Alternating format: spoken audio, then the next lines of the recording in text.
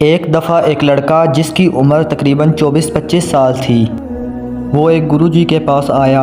وہ بڑا پریشان اور دکھی تھا۔ گروجی، ہم بہت غریب ہیں، گھر میں سب سے بڑا میں ہی ہوں، میرے پاس کوئی ڈھنگ کی نوکری نہیں ہے، میں نے بڑی کوشش کی ہے لیکن مجھے کوئی کام نہیں ملتا، اچھا کام نہیں ملتا۔ میں اپنے ماں باپ کو آرام بھری خوشحال زندگی دینا چاہتا ہوں۔ میں چاہتا ہوں میرے پاس ڈھیر سارا پیسہ ہو، بڑا سا گھر ہو، اور میں اس پیسے سے اپنے والدین کو دنیا کی ساری خوشیاں لا کر دوں، ان کی زندگی کو آسان بنا دوں، ان کی زندگی میں کوئی دکھ، کوئی پریشانی، کوئی غم نہ ہو۔ آپ مجھے کوئی ایسا طریقہ بتا دیں، کوئی ایسا فارمولہ دے دیں جس سے میں راتوں رات امیر بن جاؤں۔ میں زیادہ انتظار نہیں کر سکتا۔ اس لڑکے کی جو خواہش تھی، وہی خواہش ہم میں سے بھی اکثر لوگوں کی ہوتی ہے۔ ہمیں بھی دولت، عزت، شہرت حاصل کرنے کی بڑی جلدی ہوتی ہے۔ ہم میں سے بھی ہر کوئی راتوں رات امیر بننا چاہتا ہے۔ تو گروجی نے اس لڑکے کی بات غور سے سنی اور پھر اسے اپنے پیچھے آنے کا اشارہ کیا۔ میں تمہیں ایک چیز دیتا ہوں جس کے ذریعے تم اپنی ہر خواہش، ہر سپنے کو آسانی سے پورا کر سکو گے۔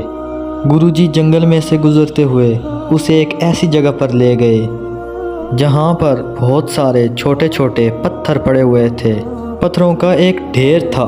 گروجی نے کہا، ان پتھروں میں سے ایک ایسا پتھر ہے جس کو تم کسی بھی لوہے کی چیز پر لگاؤ گے تو وہ لوہے کی چیز سونے کی بن جائے گی۔ اگر تم وہ پتھر ڈھونڈ لو گے تو راتوں رات امیر بن جاؤ گے۔ میں تمہارے لیے بس یہی کر سکتا ہوں۔ لڑکا یہ سن کر بہت خوش ہو گیا۔ گروجی، آپ کا بہت شکریہ، لیکن گروجی، اتنے سارے پتھروں کے ڈھیر میں سے میں اس پتھر کو پہچانوں گا کیسے؟ اس پتھر کی کوئی نشانی تو بتا دیں۔ گروجی نے کہا کہ جب تم اس پتھر کو ہاتھ میں پکڑو گے، جب تم اسے ہاتھ لگاؤ گے تو وہ دوسرے پتھروں کی نسبت کافی گرم ہوگا، یہی اس کی نشانی ہے۔ باقی سارے پتھر تو ٹھنڈے ہوں گے، لیکن اس پتھر کو جب تم ہاتھ میں لو گے تو وہ تمہیں گرم لگے گا۔ اب گروجی تو یہ کہہ کر چلے گئے اور لڑکا اپنے کام پر لگ گیا۔ وہ پتھروں کے اس ڈھیر میں سے ایک پتھر کو پکڑتا اور چیک کرتا وہ ٹھنڈا ہے یا گرم، اور پھر اسے ساتھ موجود ندی میں پھینک دیتا تاکہ وہی پتھر بار بار اس کے ہاتھ میں نہ آئے۔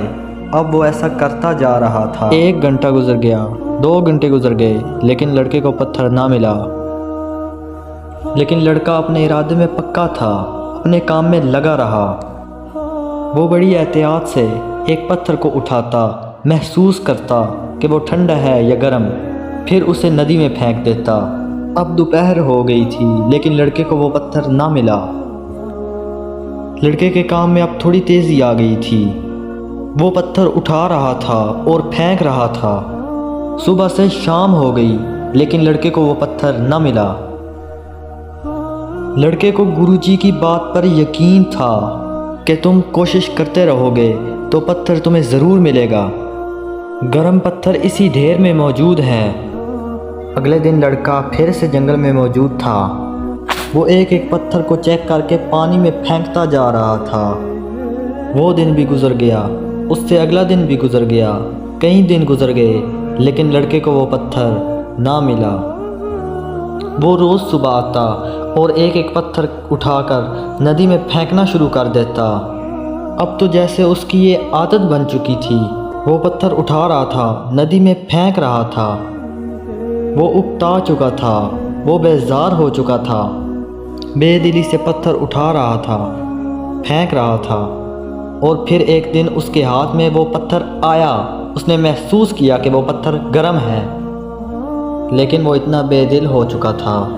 پتھر کو اٹھا کر ندی میں پھینکنے کی اس کی عادت اتنی پختہ ہو چکی تھی کہ اس نے بے دہانی میں اپنی عادت کی وجہ سے اس پتھر کو بھی ندی میں پھینک دیا۔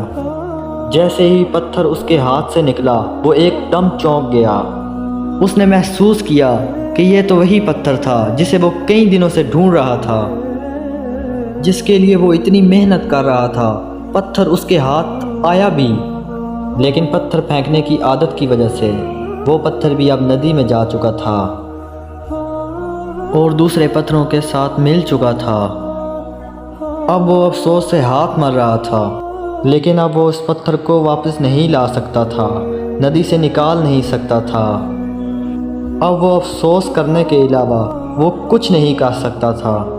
دوستوں، زندگی کے موڑ پر ہمارے لیے بھی ایک موقع ہوتا ہے، لیکن زیادہ تر لوگ اپنی سستی، کاہلی اور غلط عادتوں کی وجہ سے، ہر چیز کو ایزی لینے کی عادت کی وجہ سے، چیزوں کو اہمیت نہ دینے کی عادت کی وجہ سے، کاموں کو ٹالتے رہنے کی عادت کی وجہ سے اس موقع کو دیکھ ہی نہیں پاتے۔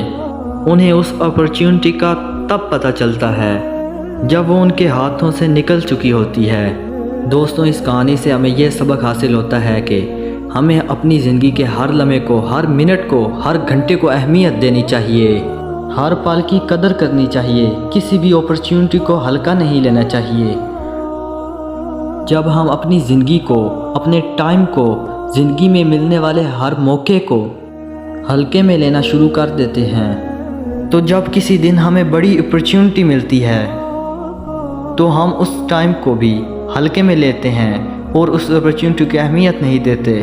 ہر چیز کو معمولی اور غیر اہم سمجھنے کی اپنی عادت کی وجہ سے ہم اس اپرچونٹی کو بھی ندی میں پھینک دیتے ہیں، اس سے بھی فائدہ نہیں اٹھا پاتے اور کوئی اور اس سے فائدہ اٹھا جاتا ہے اور ہم ہاتھ ملتے رہ جاتے ہیں، اور ہمیں بعد میں یاد آتا ہے، ہاں یہ موقع مجھے بھی ملا تھا، لیکن میں نے اسے اپنی سستی کی وجہ سے گوا دیا۔